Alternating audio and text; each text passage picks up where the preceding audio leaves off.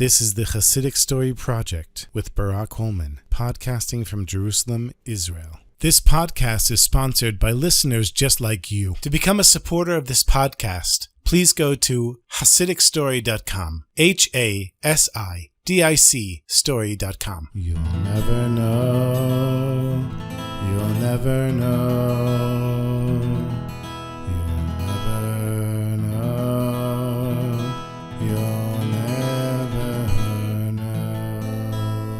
Everybody knows that the Heilige Rav Levi Yitzchak Berdichev and Reb Baruch of Mezibuz were total polar opposites from one another. Reb Baruch was very civilized. When he davened, he barely moved. When he sat with his family at the Shabbos table, he sat there like a king. But when Rebbe Levi Yitzchak of Berdichev davened, he was lucky if he was anywhere near the place where he started davening. He would jump from one end of the room to the other. Sometimes he would dance around, turn around, fall to the ground, do somersaults. And at his Shabbos table, you had to be very careful. You never knew what was going to happen at the Shabbos table of Reb Levi Yitzchak Berdichev. In the middle of Kiddush, he might just start to go crazy. Take a bottle of wine, pour it up, pour it down, throw the cup in the air. Reb Levi Yitzchak wanted so much to spend Shabbos with Reb Baruch of Mezibuz, the Baal Shem Tov's grandson, that he finally invited himself. Reb Baruch said, "You can come, but you have to do things my way, especially at my Shabbos table. With my family, everything has to be done proper." Reb Levi Yitzchak Berdichev, he thought about it, and he said, "The only way I can behave is if I don't open my mouth. I won't even daven except to say Amen, because the minute that I start davening, I lose myself. I'm not even myself." So he said to Reb Baruch, "When we're making Kiddush, don't ask me to make a blessing. Just let me be completely silent, because that's the only way that I'll have any hope of controlling myself." So the two Rebbes agreed to spend Shabbos together. Reb Levi Yitzchak came for Shabbos, and they davened, and he only answered Amen. The davening went beautifully, no problems. Everyone was sure that by the time Kiddush came around, Reb Levi Yitzchak would start jumping on the table. But Reb Baruch made Kiddush, and Reb Levi Yitzchak only said Amen. Everybody knows that it's a minhag, a custom on Friday night, to eat sweet fish and sour fish. One of the deepest questions in the world, and a big controversy amongst the Rebbes, was which fish do you eat first? So some Rebbes said you should have the sweet fish first, because then you'll have the strength to bear the sour one. And others said, let's get the sour fish out of the way, so the end will be sweet. And whichever way you choose, my friends, both are holy. Reb Baruch, he was of course civilized. He had a little chassid, like a waiter, bring the fish on a platter and ask each person which fish they preferred to eat first, the sour or the sweet. So the waiter comes over to Reb Levi Yitzchak Berdichev and he says to him, "Do you like sweet fish?" That's all the poor chassid had to say. Reb Levi Yitzchak said, "Do I love sweet fish? I love Hashem! I only love Hashem!" And he took the whole platter of fish and threw it up to the ceiling. And the fish began to drip down from the ceiling onto Reb Baruch's Tallis. Because in those days, all the big Rebbes wore their prayer shawls when they were eating the Friday night meal. And everyone at the table was shocked. They didn't even know what to do with themselves. Everyone except for Reb Baruch, who, even though he insisted on being civilized and proper, he would never wash his Tallis after that meal, because he said the stains from Reb Levi Yitzchak Berdichev were very holy. These stains were caused by a Jew who truly loves Hashem. How could I ever have the chutzpah to wash them out? And after Reb Baruch left this world, the Tallis was passed on from one Rebbe to another to wear on Shabbos, but never ever washed. And in the 20th century, it became so precious that the Rebbes that were wearing it only wore it for Yom Kippur. The holy Munkacher Rebbe, the last to possess this Tallis, wore it only for Ne'ilah, the final prayer on Yom Kippur. Now we know the Munkacher Rebbe, he foresaw the Holocaust coming. And before he left this world, not long before the Holocaust, he said, "I see a terrible darkness coming into the world, and I'm glad I won't be here." In the holy Munkacher's last will, he wrote that he wanted to be buried in Reb Baruch's Tallis, covered with the stains caused by a Jew who truly only loved Hashem.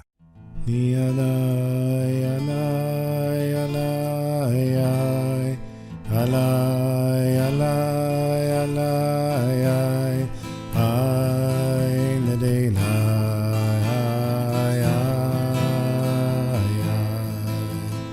alai, alai, alai, alai, alai, alai, alai, I'm Nidai, alai, oh, Nidai, alai, alai,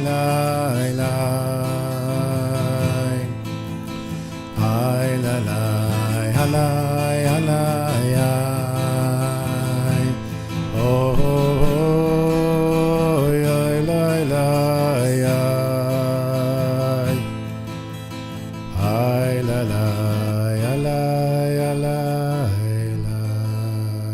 Thank you for listening to the stories, my friends. Did you know that I'm the author of 2 books? One of them is called Figure It Out When You Get There. It's a book of personal stories. And the other one is Shtickle Shalom, of conversations and stories with my mentor and teacher, the late Reb Shalom Brat. I'd like to share with you one of the stories right now. Here are a couple of stories from my book, Shtickle Shalom, about Reb Shalom Brat. Shalom would ask, what does it mean to be humble? His answer was, to be transparent to your source. When you give someone a glass of water, they should know that it's from Hashem and not from you. He often asked me to pour him a glass of water, to teach me this lesson again and again. I poured water for him hundreds of times. He was always asking me, Barak, can you please pour me some water? Or just point to the glass. And every time in my head, I'd repeat, be transparent to your source. Be transparent to your source. A close friend of mine from Jerusalem was getting married in New York. At the same time, I traveled there for business. Shalom was on a trip and would conduct the wedding. I got to the hotel the day of the wedding and saw Shalom standing outside smoking a cigarette. I shouted, Shalom Aleichem, holy brother, from the open car window and parked the car. I was so happy to see Shalom in the spiritual emptiness of America. I told him how strange it was to see him in New York. I'd never seen him outside of Israel before or since. Me, isn't it so strange that we're here together in New York? Shalom shrugged his shoulders without saying a word and took a drag on his cigarette. Me, are you okay, Shalom? Shalom, Baruch Hashem, take your bags inside. Do you need me to help you? I left Shalom smoking in the parking lot. Then I realized that although I felt like things were different, meeting Shalom in America, for him nothing had changed. Shalom was still in Jerusalem. He had taken Eretz Yisrael with him. You'll never know. You'll never know.